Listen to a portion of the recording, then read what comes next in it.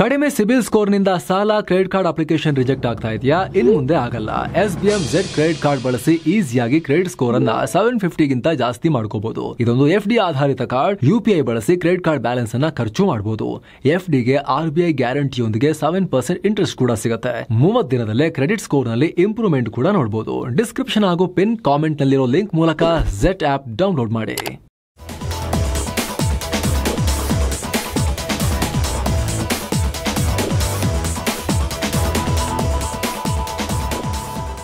Hi friends, ಇದು ಮಸ್ತಮಗ.comನ international bulletin ಸುತ್ತು ಜಗತ್ತು. ಪುಟಿನ್ ಆರ್ಭಟಕ್ಕೆ ಬೆಚ್ಚಿ ಬಿದ್ದಿರೋ ನ್ಯಾಟೋ ಕೂಟ ಕೈಲಾಗದೆ ಮೈಪರಚಿಕೊಳ್ತು ಅನ್ನೋ ಥರ ಭಾರತಕ್ಕೆ ಧಮಕಿ ಹಾಕಿದೆ. ಅಷ್ಟೇ ಅಲ್ಲ, ಅಮೆರಿಕ ಭಾರತದ ವಿರುದ್ಧ ಕ್ರಮ ತಗೋಬೇಕು, ಅವ್ರ ಮೇಲೆ ಒತ್ತಡ ಹೇರಬೇಕು ಅಂತ ನ್ಯಾಟೋ ಪ್ರಧಾನ ಕಾರ್ಯದರ್ಶಿ ಮಾರ್ಕ್ ರುಟೆ ನಾಲಿಗೆ ಹರಿಬಿಟ್ಟಿದ್ದಾರೆ. ಇದಕ್ಕೆ ಯುಕ್ರೇನ್ ಯುದ್ಧದ ಕಾರಣ ಕೊಟ್ಟಿದ್ದಾರೆ. ರಷ್ಯಾ ಜೊತೆ ವ್ಯಾಪಾರ ಮಾಡಿ ಮಾಡಿ ಅವರು ಪುಟಿನ್ ಜೇಬನ್ನ ತುಂಬಿಸ್ತಿದ್ದಾರೆ.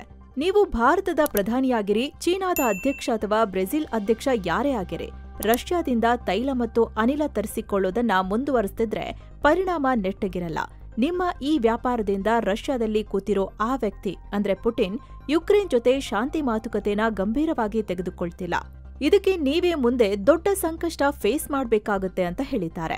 ಅಲ್ಲದೆ ನಿಮ್ಮ ಮೇಲೆ 100% ಸೆಕೆಂಡರಿ ಸ್ಯಾಂಕ್ಷನ್ಸ್ ಹೇರ್ತೀವಿ. ಈ ವಿಚಾರನ ಭಾರತ, ಚೀನಾ ಮತ್ತು ಬ್ರೆಜಿಲ್ ಗಂಭೀರವಾಗಿ ಪರಿಗಣಿಸಲೇಬೇಕು ಅಂತ ಧಮಕಿ ಹಾಕಿದ್ದಾರೆ. ಜೊತೆಗೆ ಭಾರತ, ಚೀನಾ ಮತ್ತು ಬ್ರೆಜಿಲ್ ನಾಯಕರು ಪುಟಿನ್ಗೆ ಕರೆ ಮಾಡಿ ಶಾಂತಿ ಮಾತುಕತೆಗೆ ಸೀರಿಯಸ್ ಆಗಲೇಬೇಕು ಅಂತ ತಿಳಿಸಬೇಕು.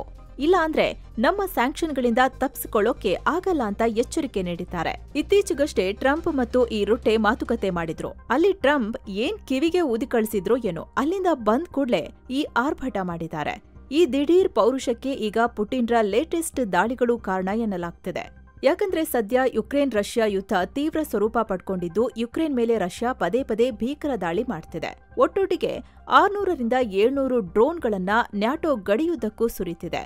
ಹೀಗಾಗಿ ಪುಟಿನ್ ಯಾವಾಗ ಬೇಕಾದ್ರೂ ನಮ್ಮೇಲೆ ಬೀಳ್ಬೋದು ಅನ್ನೋ ಭಯ ನ್ಯಾಟೋಗೂ ಶುರುವಾಗಿದೆ. ಜೊತೆಗೆ ವಿಶ್ವದ ಸೋ ಕಾಲ್ಡ್ ಬಲಿಷ್ಠ ನಾಯಕ ಟ್ರಂಪ್ ಮಾತನ್ನು ಪುಟಿನ್ ಕೇಳ್ತಿಲ್ಲ. ನೀನು ಚಾಪೆ ಕೆಳಗೆ ನುಗ್ಗಿದ್ರೆ ನಾನು ರಂಗೋಲಿ ಕೆಳಗೆ ನುಗ್ತೀನಿ ಅನ್ಕೊಂಡು ಪುಟಿನ್ ಅಮೆರಿಕ ಮಾತನ್ನ ಕಾಲಲ್ಲಿ ತುಳಿದು ದಾಳಿ ಮಾಡ್ತಿದ್ದಾರೆ. ಬೆಳಿಗ್ಗೆ ಎಲ್ಲಾ ಚೆನ್ನಾಗಿ ಮಾತನಾಡಿ ರಾತ್ರಿ ಇಡೀ ಸ್ಫೋಟಕ ಸುರಿತಾ ಇದ್ದಾರೆ. ಈ ಮಾತನ್ನ ಖುದ್ದು ಟ್ರಂಪ್ ಕೂಡ ಹೇಳಿದ್ರು. ಹೀಗಾಗಿನೇ ಇನ್ನು 50 ದಿನಗಳೊಳಗೆ ಪುಟಿನ್ ಯುಕ್ರೇನ್ ಜೊತೆ ಶಾಂತಿ ಒಪ್ಪಂದಕ್ಕೆ ಮುಂದಾಗಿಲ್ಲ ಅಂದ್ರೆ ರಷ್ಯಾ ಮೇಲೆ 100% ಟ್ಯಾರಿಫ್ ಬೀಳುತ್ತೆ ಅಂತ ಧಮಕಿ ಹಾಕಿದ್ರು. ಅದರ ಬೆನ್ನಲ್ಲೇ ರುಟ್ಟೆ ಈ ಬಿಟ್ಟಿ ಉಪದೇಶ ಮಾಡಿದ್ದಾರೆ. ಅಂದಹಾಗೆ ಸ್ನೇಹಿತರೆ, 2024-25ನೇ ಹಣಕಾಸು ವರ್ಷದಲ್ಲಿ ಭಾರತ ಮತ್ತು ರಷ್ಯಾ ನಡುವೆ 5.8 ಲಕ್ಷ ಕೋಟಿ ರೂಪಾಯಿಯಷ್ಟು ವ್ಯಾಪಾರ ಆಗಿತ್ತು. ಇದರಲ್ಲಿ 41,000 ಕೋಟಿ ರೂಪಾಯಿ ಮೌಲ್ಯದ ಸರಕನ್ನ ಭಾರತ ರಷ್ಯಾಗೆ ಕಳಿಸಿದೆ. ಆದರೆ 5.4 ಲಕ್ಷ ಕೋಟಿ ರೂಪಾಯಿ ಮೌಲ್ಯದ ಸರಕುಗಳು ರಷ್ಯಾದಿಂದ ಭಾರತಕ್ಕೆ ರಫ್ತಾಗಿವೆ. ರಷ್ಯಾ ಪ್ರಮುಖವಾಗಿ ಭಾರತಕ್ಕೆ ಡಿಸ್ಕೌಂಟ್ ರೇಟ್ನಲ್ಲಿ ಕಚ್ಚಾ ತೈಲವನ್ನ ಎಕ್ಸ್ಪೋರ್ಟ್ ಮಾಡುತ್ತೆ. ಯುಕ್ರೇನ್ ಜೊತೆಗಿನ ಯುದ್ಧ ನಂತರ ಯುರೋಪ್ ರಾಷ್ಟ್ರಗಳು ರಷ್ಯಾ ಮೇಲೆ ಸ್ಯಾಂಕ್ಷನ್ ಹೇರಿದ ಮೇಲೆ ರಷ್ಯಾ ಭಾರತಕ್ಕೆ ಈ ರೀತಿ ಡಿಸ್ಕೌಂಟ್ ಕೊಡ್ತಿದೆ. ಕಳೆದ ಮೇ ತಿಂಗಳಲ್ಲಿ ಭಾರತ ಪ್ರತಿ ದಿನಕ್ಕೆ 19 ಲಕ್ಷ ಬ್ಯಾರೆಲ್ ತೈಲ ತರಿಸಿಕೊಂಡಿತ್ತು. ಭಾರತದ ಒಟ್ಟು ತೈಲ ಆಮದಿನಲ್ಲಿ ರಷ್ಯಾದ ಕೊಡುಗೆ 38% ಇದೆ. ಕಳೆದ 3 ವರ್ಷದಿಂದ ರಷ್ಯಾದಿಂದ ಭಾರತ $53 ಬಿಲಿಯನ್ ಮೊತ್ತದ ತೈಲ ತರಿಸಿಕೊಂಡಿದೆ. ಹೀಗಾಗಿ ಈ ರುಟ್ಟೆ ರೊಚ್ಚಿಗೆದ್ದಿದ್ದಾರೆ. ಲಾರೆನ್ಸ್ ಬಿಷ್ಣೋಯ್ ಗ್ಯಾಂಗ್ನ ಅಧಿಕೃತವಾಗಿ ಉಗ್ರ ಸಂಘಟನೆ ಅಂತ ಘೋಷಿಸಬೇಕು ಅಂತ ಕೆನಡಾ ಸರ್ಕಾರದ ಮೇಲೆ ಒತ್ತಡ ಹೆಚ್ಚಾಗ್ತಿದೆ. ಕೆನಡಾದಲ್ಲಿ ಈ ಸಂಘಟನೆ ಉದ್ದೇಶಿತ ಹತ್ಯೆಗಳಲ್ಲಿ ಹೆಚ್ಚಾಗಿ ಭಾಗಿಯಾಗ್ತಿದೆ. ಹೀಗಾಗಿ ಈ ಸಂಘಟನೆಯನ್ನ ಭಯೋತ್ಪಾದಕ ಸಂಘಟನೆ ಅಂತ ಘೋಷಿಸಬೇಕು ಅಂತ ಕೆನಡಾದಲ್ಲಿನ ಹಿರಿಯ ಅಧಿಕಾರಿಗಳು, ರಾಜಕಾರಣಿಗಳು ಅಲ್ಲಿನ ಸರ್ಕಾರದ ಮೇಲೆ ಒತ್ತಡ ಹಾಕ್ತಿದ್ದಾರೆ. ಲಾರೆನ್ಸ್ ಬಿಷ್ಣೋಯ್ ಗ್ಯಾಂಗ್ ಅಂತಾರಾಷ್ಟ್ರೀಯ ಮಟ್ಟದ ಒಂದು ಅಪರಾಧ ಜಾಲ ಆಗಿದೆ. ಈ ಗುಂಪು ಕೆನಡಾ ಸೇರಿ ವಿಶ್ವದಾದ್ಯಂತ ಹಿಂಸೆ, ಮಾದಕ ವಸ್ತು ಕಳ್ಳ ಸಾಗಾಣಿಕೆ, ಸುಲಿಗೆ, ಉದ್ದೇಶಿತ ಹತ್ಯೆಯಂತ ಚಟುವಟಿಕೆಗಳಲ್ಲಿ ಭಾಗಿಯಾಗ್ತಿದೆ. ಇವರ ಉದ್ದೇಶ ಅಪರಾಧ ಮತ್ತು ಹಿಂಸೆಯಿಂದ ಕೂಡಿದೆ ಅಂತ ಕೆನಡಾದ ಆಲ್ಬರ್ಟಾ ಪ್ರಾಂತ್ಯದ ಪ್ರೀಮಿಯರ್ ಡೇನಿಯಲ್ ಸ್ಮಿತ್ ಮತ್ತು public safety minister Mike Ellis ಜಂಟಿ ಹೇಳಿಕೆ ನೀಡಿದ್ದಾರೆ. ಅಂದಹಾಗೆ ಬಿಷ್ಣೋಯ್ ಗ್ಯಾಂಗ್ನ ಉಗ್ರ ಸಂಘಟನೆ ಅಂತ ಘೋಷಿಸಬೇಕು ಅನ್ನೋ ಒತ್ತಾಯ ಕೇಳ್ತಿರೋದು ಇದೇ ಮೊದಲೇನಲ್ಲ. ಈ ಹಿಂದೆ ಕೂಡ ಒತ್ತಾಯ ಕೇಳ್ಬಂದಿತ್ತು. ಇದೇ ಜೂನ್ನಲ್ಲಿ ಬ್ರಿಟಿಷ್ ಕೊಲಂಬಿಯಾದ ಪ್ರೀಮಿಯರ್ ಡೇವಿಡ್ ಎಬಿ ಕೂಡ ಇದೇ ರೀತಿ ಒತ್ತಾಯ ಮಾಡಿದ್ರು. ಇನ್ನು ಈ ವಿಚಾರವಾಗಿ ಕೆನಡಾ ಕೇಂದ್ರ ಸರ್ಕಾರದ public safety minister Gary Anandasangaree react ಮಾಡಿದ್ದಾರೆ. ಬಿಷ್ಣೋಯ್ ಗ್ಯಾಂಗ್ ಕುರಿತು ಕೇಳಿ ಬರ್ತಿರೋ ಒತ್ತಾಯವನ್ನ ನಾವು ಕನ್ಸಿಡರ್ ಮಾಡ್ತೇವೆ. ಆದ್ರೆ ಈ ರೀತಿ ಉಗ್ರ ಸಂಘಟನೆ ಅಂತ ಘೋಷಿಸಬೇಕಾದ್ರೆ ಕೆಲ ಕಾನೂನು ಮಿತಿಗಳನ್ನ ಪೂರೈಸಬೇಕಾಗತ್ತೆ. ಈ ನಿಟ್ಟಿನಲ್ಲಿ ಕೆಲಸ ಮಾಡೋದಾಗಿ ಆನಂದಸಾಗರಿ ಹೇಳಿದ್ದಾರೆ. ಇನ್ನು ಕೆಲ ಅಧಿಕಾರಿಗಳು ಈ ಗ್ಯಾಂಗ್ ಅಪರಾಧ ಕೃತ್ಯದಲ್ಲಿ ಭಾಗಿಯಾಗ್ತಿದೆ ಅಂತ ಹೇಳೋಕೆ ಸಾಕಷ್ಟು ಸಾಕ್ಷಿ ಇಲ್ಲ ಅಂತ ಹೇಳಿದ್ದಾರೆ. ಹೀಗಾಗಿ ಕೆನಡಾದ ಒಳಗೆ ಈಗ ಇದರ ಬಗ್ಗೆ 2 ಥರದ ಒಪಿನಿಯನ್ ಕ್ರಿಯೇಟ್ ಆಗಿದೆ. ಅಂದ್ಹಾಗೆ ಬಿಷ್ಣೋಯ್ ಗ್ಯಾಂಗ್ ಕೆನಡಾದಲ್ಲಿ ಅಪರಾಧ ಕೃತ್ಯದಲ್ಲಿ ಭಾಗಿಯಾಗಿದೆ ಅಂತ ಆಗಾಗ ಆರೋಪ ಕೇಳಿಬರ್ತಿದೆ. 2024 ಮಾರ್ಚ್ನಲ್ಲಿ ಕೆನಡಾದ ಬ್ರಿಟಿಷ್ ಕೊಲಂಬಿಯಾದಲ್ಲಿ ಪ್ರದೀಪ್ ಸಿಂಗ್ ಅನ್ನೋರ ಹತ್ಯೆ ನಡೆದಿತ್ತು. ಇಲ್ಲಿ ಕೂಡ ಈ ಗ್ಯಾಂಗ್ ಕೈವಾಡ ಇರೋ ಬಗ್ಗೆ ಕೆನಡಾ ಅನುಮಾನ ವ್ಯಕ್ತಪಡಿಸಿತ್ತು. 2025 ಮೇನಲ್ಲಿ ಉದ್ಯಮಿ ರಣದೀಪ್ ಸಿಂಗ್ ಅನ್ನೋರನ್ನ ಹತ್ಯೆ ಮಾಡಲಾಗಿತ್ತು. ಇದರ ಹೊಣೆಯನ್ನ ಖುದ್ದು ಬಿಷ್ಣೋಯ್ ಗ್ಯಾಂಗ್ ಹೊತ್ಕೊಂಡಿತ್ತು. ಹೀಗಾಗಿ ಈ ಗ್ಯಾಂಗ್ ಅನ್ನ ಉಗ್ರ ಸಂಘಟನೆ ಅಂತ ಘೋಷಿಸಿ ಅಂತ ಕೆನಡಾದ ನಾಯಕರು ಟಾರ್ಗೆಟ್ ಮಾಡಿದ್ದಾರೆ. ಸದ್ಯ ಈ ಬಿಷ್ಣೋಯ್ ಗ್ಯಾಂಗ್ನ ನಾಯಕ ಲಾರೆನ್ಸ್ ಬಿಷ್ಣೋಯ್ ಭಾರತದ ಜೈಲಿನಲ್ಲಿದ್ದಾನೆ. ಇನ್ನು ಸಿರಿಯಾದಲ್ಲಿ ಇಸ್ರೇಲ್ ಪುನಃ ದಾಳಿ ಮಾಡಿದೆ. ಡ್ರೂಸ್ ಸಮುದಾಯದವರು ಹೆಚ್ಚಿರೋ ಸುವೇದಾ ನಗರದಲ್ಲಿದ್ದ ಸಿರಿಯಾ ಪಡೆಗಳ ಮೇಲೆ ಸ್ಫೋಟಕ ಸುರಿಸಿದೆ. ಕಳೆದೆರಡು ದಿನಗಳಿಂದ ಈ ಡ್ರೂಸ್ ಸಮುದಾಯ ಮತ್ತು ಅಲ್ಲಿನ ಬಿಡೋಯಿನ್ ಬುಡಕಟ್ಟು ಜನಾಂಗದ ನಡುವೆ ಘರ್ಷಣೆ ನಡೆದ ಕಾರಣ ಸಿರಿಯಾದ ಸೇನಾ ಪಡೆಗಳು ಈ ಸುವೇದಾ ನಗರಕ್ಕೆ ಎಂಟ್ರಿ ಕೊಟ್ಟಿದ್ವು. ಅದರ ಬೆನ್ನಲ್ಲೇ ಈ ದಾಳಿಯಾಗಿದೆ. ಈ ಕುರಿತು ಇಸ್ರೇಲ್ ಪ್ರಧಾನಿ ಬೆಂಜಮಿನ್ ನೆತನ್ಯಾಹು ರಿಯಾಕ್ಟ್ ಮಾಡಿದ್ದಾರೆ. ಸುವೇದಾ ನಗರದಲ್ಲಿರೋ ಸಿರಿಯಾ ಸೇನಾಪಡೆ ಮತ್ತು ಆಯುಧ ಸಂಗ್ರಹಗಾರಗಳ ಮೇಲೆ ದಾಳಿ ಮಾಡೋಕೆ ಆದೇಶ ನೀಡಿದ್ದೆ. ಯಾಕಂದ್ರೆ ಸಿರಿಯಾ ಸರ್ಕಾರ ಅವುಗಳನ್ನ ಡ್ರೂಸ್ ಸಮುದಾಯದ ವಿರುದ್ಧ ಬಳಸೋಕೆ ನೋಡಿತು ಅಂತ ಹೇಳಿದ್ದಾರೆ. ಇನ್ನು ಈ ದಾಳಿನ ಸಿರಿಯಾ ಸರ್ಕಾರ ಖಂಡಿಸಿದೆ. ಇಸ್ರೇಲ್ ದಾಳಿಯಿಂದ ನಮ್ಮ ಪಡೆಯ ಸದಸ್ಯರು ಮತ್ತು ನಾಗರಿಕರು ಸಾವನ್ನಪ್ಪಿದ್ದಾರೆ.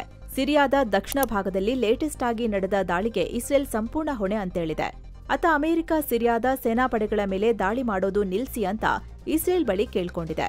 ಅಂದ್ಹಾಗೆ ಡ್ರೂಜ್ ಸಮುದಾಯ ಮತ್ತು ಬಿಡೋಯಿ ಬುಡಕಟ್ಟಿನ ನಡುವೆ ಭಾನುವಾರದಿಂದ ಗಲಾಟೆ ಶುರುವಾಗಿತ್ತು. ಇದುವರೆಗೆ ಈ ಗಲಾಟೆಯಲ್ಲಿ ಕನಿಷ್ಠ 200 ಮಂದಿ ಮೃತಪಟ್ಟಿದ್ದಾರೆ. ಈ ಗಲಾಟೆ ತಡೀತೀವಿ ಅಂಥೇಳಿ ಮಂಗಳವಾರ ಸಿರಿಯಾ ಸರ್ಕಾರ ಸೇನೆನ ಈ ಸುವೇದಾ ನಗರಕ್ಕೆ ಕಳಿಸಿಕೊಟ್ಟಿತ್ತು. ನಂತರ ಸ್ವಲ್ಪ ಹೊತ್ತಿನಲ್ಲೇ ಸಿರಿಯಾದ ರಕ್ಷಣಾ ಸಚಿವಾಲಯ ಇವೆರಡು ಗುಂಪುಗಳ ನಡುವೆ ಕದನ ವಿರಾಮ ಘೋಷಿಸಿತ್ತು. ಅದರ ಬೆನ್ನಲ್ಲೇ ಇಸ್ರೇಲ್ ಈ ದಾಳಿ ಮಾಡಿದೆ. ಸದ್ಯ ಇದರಲ್ಲಿ ಎಷ್ಟು ಜನ ಮೃತಪಟ್ಟಿದ್ದಾರೆ ಅನ್ನೋ ಮಾಹಿತಿ ಇಲ್ಲ. ಸ್ಪೇಸ್ ಸೂಪರ್ ಪವರ್ ಅಮೆರಿಕ ಮತ್ತು ರಷ್ಯಾ ಇಬ್ರೂ ಮಾಡೋಕ್ಕಾಗದ ಎಕ್ಸ್ಪೆರಿಮೆಂಟ್ ಒಂದನ್ನ ಚೀನಾ ಕಂಪ್ಲೀಟ್ ಮಾಡಿದೆ. ಬಾಹ್ಯಾಕಾಶದಲ್ಲಿದ್ಕೊಂಡೇ ಒಂದು ಸ್ಯಾಟಲೈಟ್ನಿಂದ ಇನ್ನೊಂದು ಸ್ಯಾಟಲೈಟ್ಗೆ ರಿಫ್ಯೂಲಿಂಗ್ ಮಾಡಿದೆ. ಭೂಮಿಯಿಂದ ಸುಮಾರು 35,000 ಕಿಲೋಮೀಟರ್ ಎತ್ತರದಲ್ಲಿರೋ ಜಿಯೋ ಸ್ಟೇಷನರಿ ಆರ್ಬಿಟ್ನಲ್ಲಿ ಸುತ್ತುತ್ತಿರೋ ಶಿಜಿಯಾನ್ 21 ಮತ್ತು ಶಿಜಿಯಾನ್ 25 ಸ್ಯಾಟಲೈಟ್ನ ಬಳಸಿ ಈ ರಿಫ್ಯೂಲಿಂಗ್ ಮಾಡಿದೆ. ಮೊದಲಿಗೆ ಈ 2 ಸ್ಯಾಟಲೈಟ್ಗಳನ್ನ ಡಾಕ್ ಮಾಡಿಸಲಾಗಿತ್ತು. ನಂತರ ಶಿಜಿಯಾನ್ 25 ಸ್ಯಾಟಲೈಟ್ನಲ್ಲಿರೋ ಇಂಧನವನ್ನ ಶಿಜಿಯಾನ್ 21 ಸ್ಯಾಟಲೈಟ್ಗೆ ಟ್ರಾನ್ಸ್ಫರ್ ಮಾಡಲಾಗಿದೆ. ನಂತರ 2 ಸ್ಯಾಟಲೈಟ್ನ ಅನ್ಡಾಕ್ ಮಾಡಿ ನಾರ್ಮಲ್ ಡಿಸ್ಟೆನ್ಸ್ಗೆ ತರಲಾಗಿದೆ. ಈ ರೀತಿ ಮಾಡೋದ್ರಿಂದ ಸ್ಯಾಟಲೈಟ್ನ ಕಾರ್ಯಾಚರಣೆ ಟೈಮ್ನ ಹೆಚ್ಚಿಸಬಹುದು ಅಂತ ವಿಜ್ಞಾನಿಗಳು ಹೇಳಿದ್ದಾರೆ. ಸಾಮಾನ್ಯವಾಗಿ ಇಂಧನ ಖಾಲಿ ಆದ್ಮೇಲೆ ಸ್ಯಾಟಲೈಟ್ನ ಡಿಆರ್ಬಿಟ್ ಮಾಡಿ ಭೂಮಿ ಕಡೆ ತಂದು ಬರ್ನ್ ಮಾಡಲಾಗುತ್ತೆ ಅಥವಾ ಸಮುದ್ರದಲ್ಲಿ ಬೆಳೆಸಲಾಗುತ್ತೆ. ಆದ್ರೆ ಆಕಾಶದಲ್ಲೇ ಇಂಧನ ತುಂಬಿಸೋಕೆ ಸಾಧ್ಯ ಆದ್ರೆ ಇನ್ನಷ್ಟು ಟೈಮ್ ಅದೇ ಸ್ಯಾಟಲೈಟ್ನ ಯೂಸ್ ಮಾಡ್ಕೋಬಹುದು. ಈ ಟೆಕ್ನಾಲಜಿನ ಸ್ಯಾಟಲೈಟ್ ವಾರ್ಫೇರ್ನಲ್ಲಿ ಸಹ ಯೂಸ್ ಮಾಡಬಹುದು ಎನ್ನಲಾಗ್ತಿದೆ. ಇದೇ ರೀತಿ ರಿಫ್ಯೂಲಿಂಗ್ನ ಅಮೆರಿಕ 2026-27ರಲ್ಲಿ ಮಾಡಬೇಕು ಅಂತ ಪ್ಲಾನ್ ಮಾಡಿತ್ತು.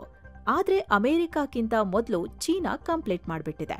ಇನ್ನು ಅಮೆರಿಕ ಅಧ್ಯಕ್ಷ ಡೊನಾಲ್ಡ್ ಟ್ರಂಪ್ ಯುಕ್ರೇನ್ ಅಧ್ಯಕ್ಷ ವ್ಲಾಡಿಮಿರ್ ಜೆಲೆನ್ಸ್ಕಿಗೆ ಕರೆ ಮಾಡಿ ರಷ್ಯಾ ಒಳಗೆ ನುಗ್ಗಿ ದಾಳಿ ಮಾಡಿ ಅಂತ ಒತ್ತಾಯಿಸಿದ್ದಾಗಿ ಫಿನಾನ್ಷಿಯಲ್ ಟೈಮ್ಸ್ ರಿಪೋರ್ಟ್ ಮಾಡಿತ್ತು.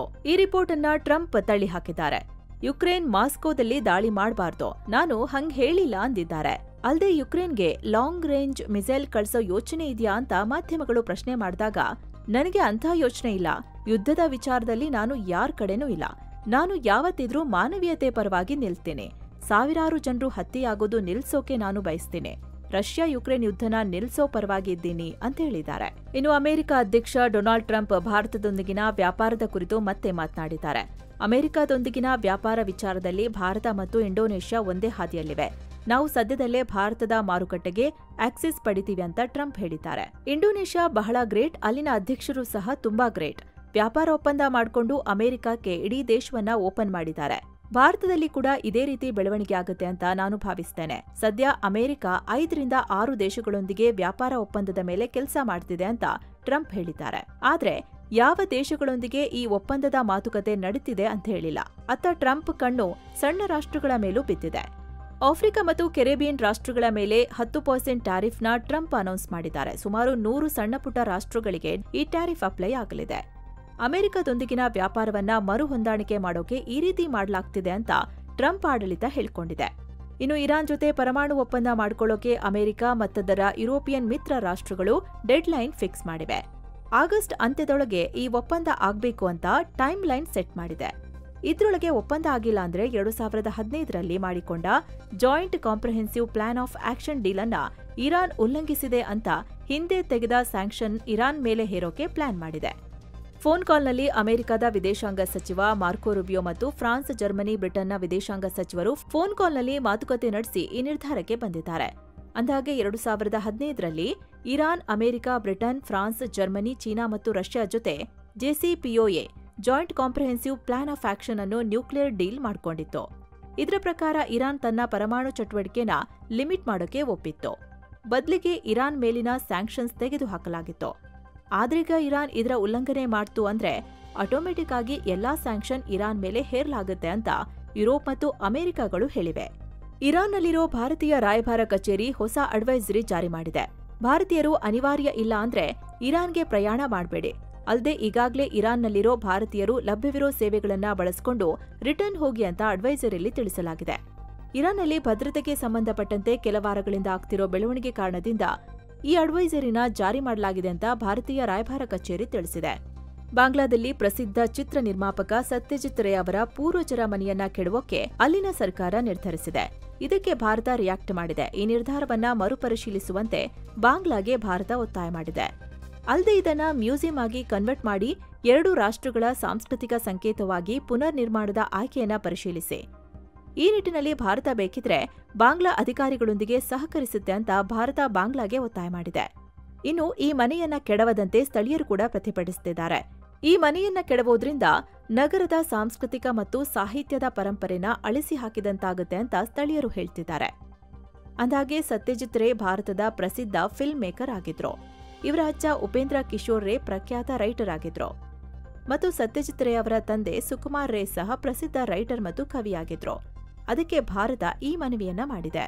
ಪಾಕಿಸ್ತಾನದ ಶಿಯಾ ಮುಸ್ಲಿಮರು ಏಕಾಂಗಿಯಾಗಿ ಇರಾಕ್ಗೆ ಧಾರ್ಮಿಕ ಯಾತ್ರೆ ಹೋಗೋದನ್ನ ಬ್ಯಾನ್ ಮಾಡೋಕೆ ಪಾಕ್ ನಿರ್ಧರಿಸಿದೆ. ಈ ನಿರ್ಬಂಧ 2026 ಜನವರಿ 1ರಿಂದ ಜಾರಿಗೆ ಬರಲಿದೆ. ಪಾಕ್ನ ಆಂತರಿಕ ಸಚಿವ ಮೌಸಿನ್ ನಖ್ವಿ ಇರಾನ್ ಮತ್ತು ಇರಾಕ್ನ ಆಂತರಿಕ ಸಚಿವರನ್ನ ಭೇಟಿಯಾದ ಬೆನ್ನಲ್ಲೇ ಈ ನಿರ್ಧಾರ ಮಾಡಲಾಗಿದೆ. ಪಾಕಿಸ್ತಾನದಿಂದ ಪ್ರತಿ ವರ್ಷ ಸಾವಿರಾರು ಶಿಯಾಗಳು ಇರಾಕ್ ಮತ್ತು ಇರಾನ್ಗೆ ಯಾತ್ರಿಕರಾಗಿ ಭೇಟಿ ಕೊಡ್ತಾರೆ. ಆದ್ರೆ ವೀಸಾ ಅವಧಿ ಮುಗಿದ್ಮೇಲೂ ವಾಪಸ್ ಆಗದೆ ಅಲ್ಲೇ ಉಳಿದು ಬಿಡ್ತಿದ್ದಾರೆ. ಹೀಗಾಗಿ ಪಾಕಿಸ್ತಾನದ ಅಕ್ರಮ ವಲಸಿಗರು ಇಲ್ಲಿ ಜಾಸ್ತಿಯಾಗ್ಬಿಟ್ಟಿದ್ದಾರೆ ಅಂತ ಇರಾಕ್ ಆರೋಪ ಮಾಡಿತ್ತು. ಹೀಗಾಗಿ ಈ ನಿರ್ಧಾರ ತೆಗೆದುಕೊಳ್ಳಲಾಗಿದೆ. ಅಂದಹಾಗೆ ಪಾಕ್ ಸುನ್ನಿ ಮೆಜಾರಿಟಿ ರಾಷ್ಟ್ರ. ಹೀಗಾಗಿ ಶಿಯಾಗಳು ಪಾಕ್ನಲ್ಲಿ ತಾರತಮ್ಯ ಮತ್ತು ಹಿಂಸೆಯನ್ನ ಅನುಭವಿಸುತ್ತಿದ್ದಾರೆ. ಆದ್ರಿಂದ ಇರಾನ್ ಇರಾಕ್ಗೆ ಹೋದ ಶಿಯಾಗಳು ವೀಸಾ ಮುಗಿದ್ಮೇಲೂ ಅಲ್ಲೇ ಉಳಿಯೋಕೆ ಪ್ರಯತ್ನಿಸುತ್ತಿದ್ದಾರೆ.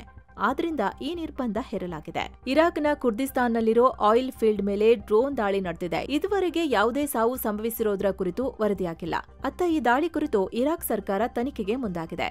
ಇನ್ನು ಈ ದಾಳಿ ಬೆನ್ನಲ್ಲೇ ಇಲ್ಲಿ ಕಾರ್ಯನಿರ್ವಹಿಸುತ್ತಿದ್ದ ಅಮೆರಿಕದ ಆಯಿಲ್ ಕಂಪನಿ ತಾತ್ಕಾಲಿಕವಾಗಿ ತನ್ನ ಕಾರ್ಯಾಚರಣೆ ನಿಲ್ಲಿಸಿದೆ. ಬ್ರಿಟನ್ ಸರ್ಕಾರದ ಗೌಪ್ಯ ಮಾಹಿತಿಯೊಂದು ಬಯಲಾಗಿದೆ. ಬ್ರಿಟನ್ ಸೇನೆಯಲ್ಲಿ ಕೆಲಸ ಮಾಡ್ತಿದ್ದ 33,000ಕ್ಕೂ ಅಧಿಕ ಅಫ್ಘನ್ನರ ವೈಯಕ್ತಿಕ ಮಾಹಿತಿನ ಇತ್ತೀಚೆಗೆ ಬ್ರಿಟಿಷ್ ಸೈನಿಕರೊಬ್ಬರು ಲೀಕ್ ಮಾಡಿದ್ರು. ಇದರಲ್ಲಿ ಅವರ ಹೆಸರು ಮತ್ತು ಇತರೆ ಮಾಹಿತಿಗಳು ಲೀಕ್ ಆಗಿದ್ವು.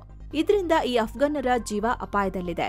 ವಿದೇಶಿ ಸೇನೆಗೆ ಸಹಾಯ ಮಾಡಿದ್ದಾರೆ ಅಂತ ತಾಲಿಬಾನ್ಗಳು ಇವರನ್ನ ಟಾರ್ಗೆಟ್ ಮಾಡಬಹುದು ಅಂತ ಆತಂಕ ವ್ಯಕ್ತಪಡಿಸಲಾಗ್ತಿದೆ. ಅಲ್ಲದೆ ಇದಕ್ಕೆ ಬ್ರಿಟನ್ ಸರ್ಕಾರ ಇದೀಗೊಂದು ಸೀಕ್ರೆಟ್ ಪ್ಲಾನ್ ಮಾಡಿದ್ದು ಅವರನ್ನೆಲ್ಲ ಬ್ರಿಟನ್ಗೆ ಸೇಫ್ ಜಾಗಕ್ಕೆ ಸ್ಥಳಾಂತರಿಸೋಕೆ ಮುಂದಾಗಿದೆ. ಈಗಾಗಲೇ 16,000 ಅಫ್ಘನ್ನರನ್ನ ರೀಲೊಕೇಟ್ ಮಾಡಿಯಾಗಿದೆ. ಈ ಕೆಲಸಕ್ಕೆ ಬ್ರಿಟನ್ ಸರ್ಕಾರ ಬಿಲಿಯನ್ ಗಟ್ಟಲೆ ಹಣ ಖರ್ಚು ಮಾಡ್ತಿದೆ ಅಂತ ವರದಿಯಾಗಿದೆ. ಅಮೆರಿಕದ ನ್ಯೂ ಜೆರ್ಸಿ ಸೇರಿ ಈಶಾನ್ಯ ಮತ್ತು ಮಧ್ಯಭಾಗದಲ್ಲಿ ಭಾರೀ ಮಳೆ ಸುರಿತಾ ಇದೆ. ಪರಿಣಾಮ ನ್ಯೂ ಜೆರ್ಸಿಯಲ್ಲಿ 2 ಸಾವನ್ನಪ್ಪಿದ್ದಾರೆ. ಇನ್ನು ಧಾರಾಕಾರ ಮಳೆಯಿಂದ ನ್ಯೂಯಾರ್ಕ್ನಿಂದ ವಾಷಿಂಗ್ಟನ್ ಡಿಸಿವರೆಗೆ ದಿಢೀರ್ ಪ್ರವಾಹ ಉಂಟಾಗಿದೆ. ಇದರಿಂದ ರಸ್ತೆಗಳೆಲ್ಲ ಜಲಾವೃತವಾಗಿದ್ದು ಹಲವು ಕಡೆ ವಿದ್ಯುತ್ ಸಂಪರ್ಕ ಕಡಿತವಾಗಿದೆ. ನ್ಯೂಜೆರ್ಸಿ ಮತ್ತು ನ್ಯೂಯಾರ್ಕ್ ಸುತ್ತಮುತ್ತ ಇನ್ನೂ ಹೆಚ್ಚಿನ ಪ್ರವಾಹ ಸಂಭವಿಸಬಹುದು ಅಂತ ಅಲರ್ಟ್ ಜಾರಿ ಮಾಡಲಾಗಿದೆ. ಸೊ ಫ್ರೆಂಡ್ಸ್, ಇದಾಗಿದ್ದು ಇವತ್ತಿನ ಜಗತ್ತಿನ ಸುತ್ತಾಟ. ಮತ್ತೆ ಭೇಟಿಯಾಗ್ತಿರೋಣ. ನಮಸ್ಕಾರ.